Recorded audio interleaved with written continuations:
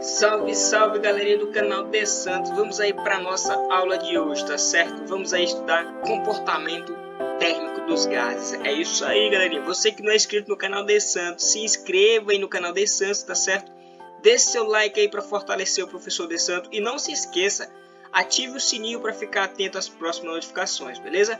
Então, sem mais delongas, vamos conhecer, vamos entender aí um pouco sobre o comportamento térmico dos gases. Pessoal, aqui de início você pode observar uma experiência, tá certo? Vamos fazer aqui essa experiência. Veja só, eu vou acionar aqui, tá certo? Vou colocar aqui uns gases, ou seja, algumas partículas dentro desse recipiente, tá?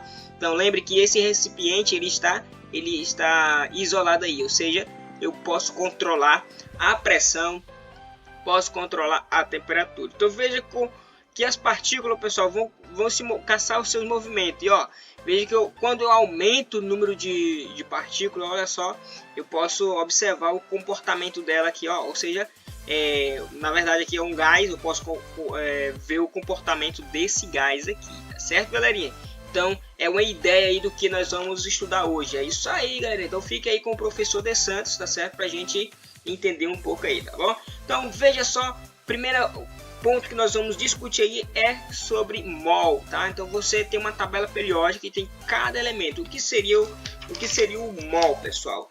O mol, na verdade, pessoal, é uma unidade de massa atômica, né? Isso que no caso aí nos dá pelo elemento, né? Isso, ou seja, o elemento da tabela periódica, o elemento químico, tá bom? Então aqui, ó, veja que nós temos a massa atômica, tá? Nós temos o símbolo, nós temos o número atômico. Então o que nos interessa aqui para nós encontrarmos o mol, tá certo?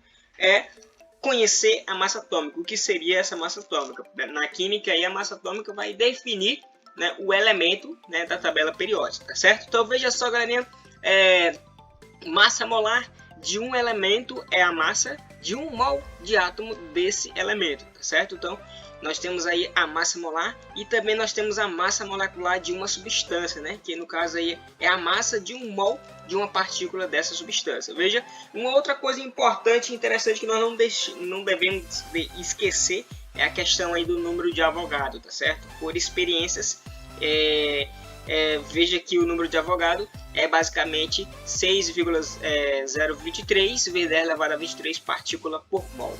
Resumidamente é 6,023 vezes 10 elevado a 23 mol elevado a menos 1, beleza? Então veja só, galera, considerando uma amostra de um elemento ou substância com N moles de um átomo ou moléculas, sendo M a massa molar, a gente já sabe o que é uma massa molar, não é isso? Do elemento ou substância, e M minúsculo a massa da amostra, né, em gramas. Nós temos o seguinte, veja, nós podemos escrever uma relação entre essa massa da substância, né, e a quantidade de moles e a massa atômica aí do elemento, beleza? Então veja só, o número de moles vai ficar definido pela essa expressão matemática aí, ó, N, né, o M, na verdade, que é a massa da amostra, e o Mzão aí, que é a massa molar da substância, tá certo, galera? Então veja aí, vamos ver o que vai acontecer agora. Vamos fazer um exemplo aqui. Veja, em uma garrafa há 900 gramas de água, ou seja, H2O. São dados a massa atômica do hidrogênio, que no caso aí é 1, a massa do oxigênio, que no caso aí é 16, tá certo? E o número de Avogadro, tá? Que é 6, aí ele fez uma aproximação, 6 vezes 10 elevado a 23. Quantos moles de moléculas de água há na garrafa?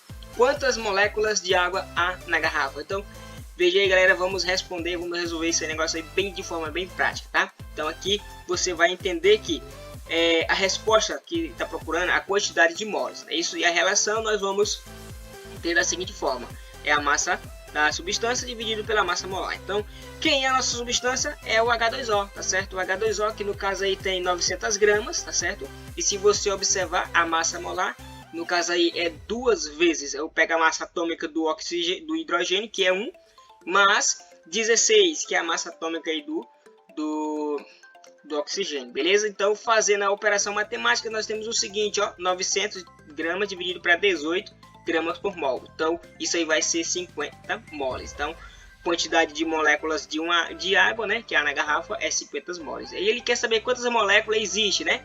Então, vamos pegar o número de moles e multiplicar pelo Avogadro, tá certo? No caso é 50 vezes 6 vezes 10 elevado a 23, que vai dar basicamente 300 vezes 10 elevado a 23, no caso aí 3 vezes 10 elevado a 10, 3 vezes 10 elevado a 23 mais 2. Por quê? Porque veja só, a gente coloca esse fatorzinho aqui em evidência, ou seja, a vírgula que está aqui, ó, anda 2 casas para esquerda, então a gente soma mais 2. Então veja só, vai ficar 3 vezes 10 elevado a 25, beleza? Então essa aí é a resposta da letra B que ele estava procurando. Vamos aqui à próxima, diz o seguinte: a massa atômica do carbono é 12, né? E do oxigênio é 16. O número de Avogadro é 6 vezes 10 elevado a 23 partículas por mol. Então essa aqui é da Fundação Carlos Chagas. Em 88 gramas de CO2, né, existe um número de moléculas. Então qual seria? Então seria a letra A, B, C ou D. Então vamos ver como resolver essa questão. Primeiro, pessoal, nós vamos ter que encontrar aí o número de moles, tá? Veja só, nós temos a massa aí da substância, que é 88 gramas, dividida aí pela massa molar, que no caso aí é 12, né? 12 porque é o número atômico, a massa atômica do carbono, e o 16 é a massa atômica do oxigênio, então 16 vezes 2. Então, resumidamente, pessoal, ficou 88 dividido para 44, no caso aí 2 moles, tá certo? Então, como ele quer saber aí quantas moléculas, vou pegar esse 2 moles e multiplicar pelo número de Avogadro, que no caso aí vai ser 12 vezes 10 elevado a 23, sendo aí a letra C a nossa resposta correta, beleza? Então, continuando aí, veja só, nós temos aí a equação de Clapeyron para identificar aí os gases, né? Os gases ideais, né? Que aí vale a equação de Clapeyron. Então, o que seriam esses gases ideais, pessoal?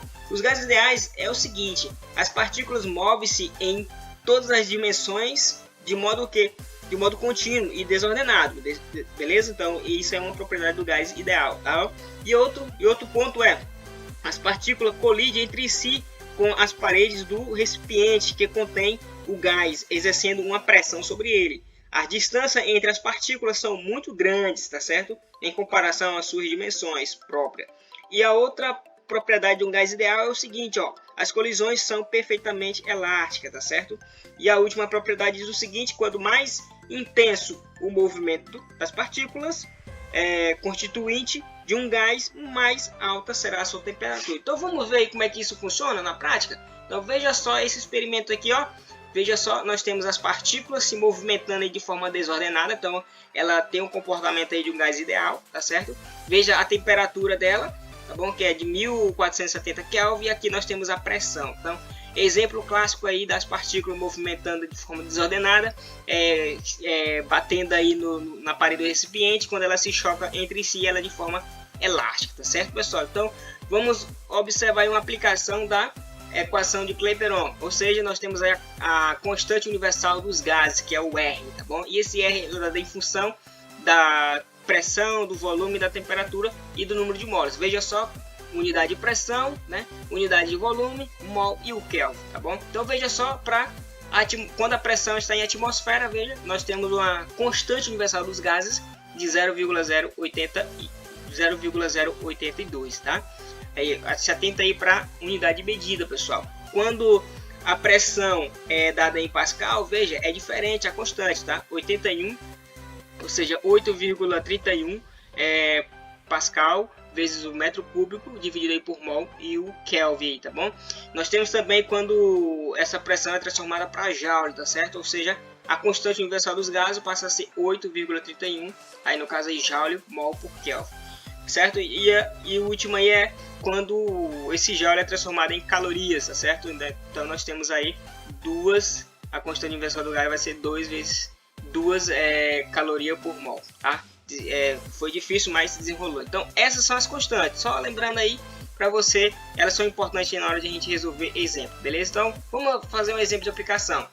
Tem-se 5 moles de moléculas de um gás ideal, né, a 27 graus Celsius, sob pressão de 5 atmosferas. Determine o valor ocupado por esse gás dada a constante universal. Dada a constante universal dos gases, perfeito. Então, aí ele já deu na questão a constante universal. Então, como seria? Primeiro, vamos ter que transformar a temperatura para Kelvin, tá? Porque nos gases a gente sempre vai ter que transformar, a temperatura tem que estar em Kelvin.